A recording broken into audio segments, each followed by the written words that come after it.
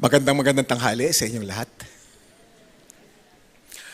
I'm Kim Atienza, a family man, a TV host, a triathlete, and a born-again Christian. God gave me an interesting life story, and it's His will for me to tell it to as many people as I can. I grew up like most of us religious people, having Jesus as best friend. I talked with Jesus, my best friend, all the time. I spent years of high school life in a seminary in Pampanga wanting to be a priest to please my best friend, Jesus Christ. A best friend is someone you could run to. He's also someone you could disobey, snub when you're not in the mood. Friends always understand. How did I start my 15-year TV career as your Kuya Kim?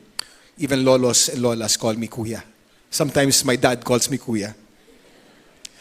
I always grew up wanting to be on television.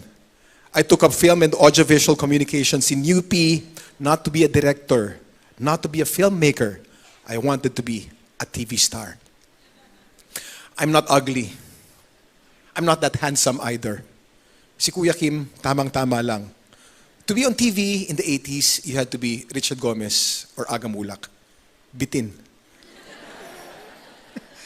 So the TV career that I aspired for was elusive. I couldn't get a break to do what I was so passionate about.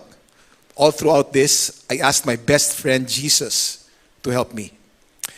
After college, I put my desire to be on TV on a back seat and embarked on a political career. I come from a line of Manila politicians, and my dad was mayor. I ran for city councilor of Manila. I was the top councilor for 9 years. Throughout my years in politics, I'd always pray to Jesus Christ, my best friend.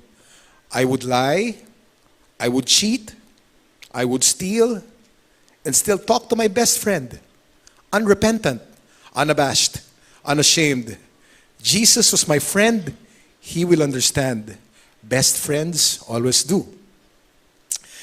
The time came when my dad, the 3-term mayor, needed a replacement, and I was next in line of dynastic succession. I needed to get TV exposure to give me a political edge. Being in power, I talked to my connections for a segment in the show, Magandang Umaga Bayan. I need not get paid. I can even call Manila businesses to support the segment so I can just be on TV. I got my first major TV break in a segment called Animalandia, where I handled scary crocodiles and big animals care of the Manila Zoo, which we controlled.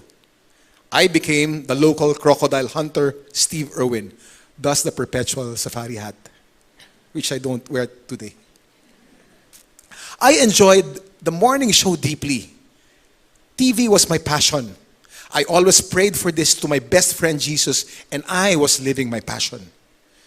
After 6 months in the show, my boss Maria Reza summoned me. I like you, Kim, but I know what you're doing. You are using news and current affairs as a platform for your politics because you're running for mayor. But I like you, she said. Here's a contract. Sign this and work for me, but you have to make a choice. TV or politics. If you decide to get into politics, then quit TV as soon as possible. You're not allowed. I was honored. I was flustered. I told Maria, thank you, ma'am, but give me time to think. Salamat po, but give me time to think. I prayed to my best friend, Jesus, I have to make a choice between my true passion and helping my family with our politics. You're God, di ba? Show me a sign.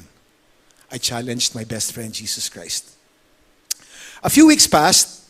I was assigned to cover the House of Knowledge icon and resident weatherman, Ka Ernie Baron. As I did my spiels that morning, he purposely put his arm on my shoulder and said, ang buhay may hangganan. Si Ka Ernie Baron, pwede na akong mamatay. I can die now because I now have a replacement. You will replace me. He anointed me on national TV. I was dumbstruck. I was in shock. I talked to my best friend. Again, I said, Jesus Christ, that was a sign. But you're God. Show me a clearer, stronger sign. I challenged my best friend, Jesus Christ, again. A week passed after that fateful day, and my birthday was coming up. I got a call from my producer. He said, Kim, we can't celebrate your birthday on TV tomorrow. I may have to assign you to Ka Ernie Baron. I asked why. He suffered a heart attack and died today, and someone has to cover the wake. I was in shock again. I prayed, Jesus, best friend, I get the point. I accept your will. It was very clear that day that Jesus Christ wanted me to be on television. That was the beginning of my career on TV, being your Kuya Kim, given the clear signs by my best friend, Jesus Christ. I was so in love with my TV work. I loved it. It was my passion. I was now ABS-CBN's resident weatherman and walking encyclopedia. I had 4 shows on TV. 3 of the shows were daily shows. I had a super hectic schedule and I hardly slept. I was finally a TV star. I enjoyed it thoroughly until that fateful day in August of 2010 when I suffered a stroke. I was brushing my teeth early morning and like a switch, my mind totally got erased. I didn't know where I was. I didn't know what was happening. I didn't even know my name. All I know in my head was there was something terribly wrong. I was rushed to the emergency room. Through all this, I was terrified even if my wife Felicia was by my side all the time. And I prayed to my best friend, Jesus Christ. I said, Jesus, don't get me yet. If I die, I'll go straight to hell. I've been so bad. But if you make me well, I'll be an athlete. I'll be healthy. I'll be the healthiest Kim I can be. Just don't let me die. Jesus heard my prayer. I survived the stroke. I struggled with cognition, speech, and language for a few months, but I fulfilled my promise to become fit. I became so fit that a year after my stroke, I ran my first full marathon, 42 kilometers, in Bordeaux, France. I was so good. I complemented my running with cycling and swimming. I became a triathlete. I ran fast, cycled fast, swam long open water distances confidently. I was so fit that 3 years after my stroke, I signed up for my first full Ironman race. A full Ironman is a 4-kilometer swim, followed by a 180-kilometer bike, followed by a 42-kilometer run, which I intended to finish in about 12 hours because I was so fit. The motto of Ironman is, I can. I can swim, I can bike, and I can run.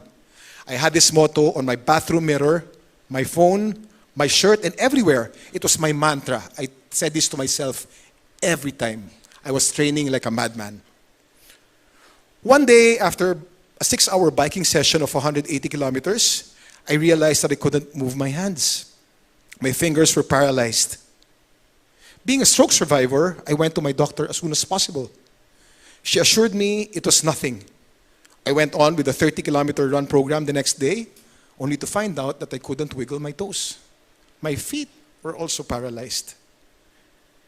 I went back to my doctor and was given a 2-hour painful nerve test and a spinal tap, and my doc then said, Kim, we have to put you in ICU right now because you have a rare autoimmune disease called Guillain-Barré syndrome that causes total paralysis. It hits 1 out of 100,000 people randomly, and the cause is not known. By this afternoon, your diaphragm might get paralyzed, and we'd have to put a hole in your trachea so you can breathe. I was in shock. I was numb.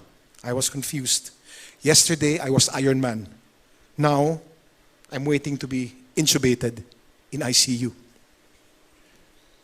That morning in ICU, I cried painfully to my best friend, Jesus. What are you trying to tell me? You gave me a stroke and then I got well. Now I'm at the fittest point in my life. You make me paralyzed. What's your message? What are you trying to tell me? I was emotional and I was in tears. In comes an old friend, Karen Davila, to visit. She shared, when Paul prayed to God to remove the thorn in his flesh that was constantly giving him pain, God's message to him was, my grace is all you need. My strength is made perfect in your weakness. It was that morning of August 2013 that I realized the motto of Iron Man, I cannot apply. How can I do anything in my power when I cannot even move my fingers or wiggle my toes? It was at that moment that it dawned on me, Iron Man's motto can never apply because I was totally powerless and His grace is all I needed. His grace is enough. All else is bonus. I recognize His power and my weakness, His fullness and my emptiness, my self-centeredness and His abundant grace. I finally got it. Not I can, but He can. All my life, Jesus was my best friend.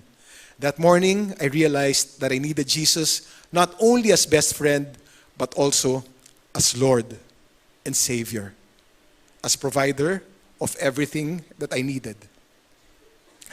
I then called one of my friends, Rica Paralejo, who I worked with in the morning show, and told her, tell Joseph, your pastor husband, to come. This morning, I want to know more about Jesus as Lord and Savior. They're both there in 10 minutes and we prayed. I finally accepted Jesus Christ as Lord, the provider of everything I needed in life.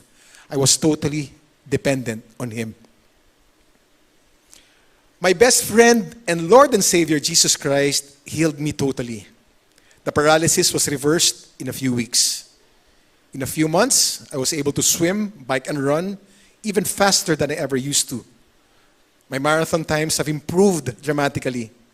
I finished 8 international races, New York and Boston among them, a full Ironman in Taiwan, 8 half Ironman races. I'm doing one next month with excellent times, not because I can, but now under Jesus' grace and guidance. I became a more loving and giving husband to my wife, Felicia, and a better father to my 3 kids, Jose, Eliana, and Eman. I also got totally rid of my addiction to pornography. But that's another story which I shall tell you some other time. I'm living a full and balanced life knowing where all the power comes from. Not I can, but He can. Let me end this with a Bible verse that has become my life verse as well.